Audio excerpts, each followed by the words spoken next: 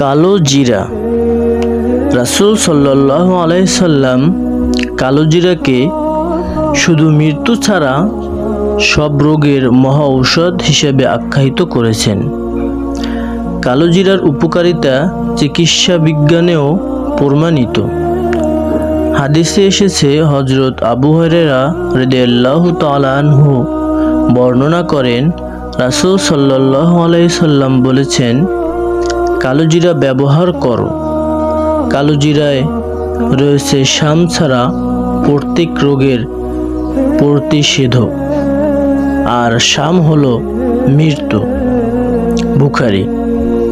সুতরাং হাদিসের উপর আমল করে সরাসরি কালো জিরা যেমন খাওয়াও যেতে পারে, তেমনি তা থেকে তেল বের করে পান করাও যেতে পারে, কিংবা যে কোনো খাবারের সঙ্গে মিশিয়ে খাওয়াও যেতে পারে।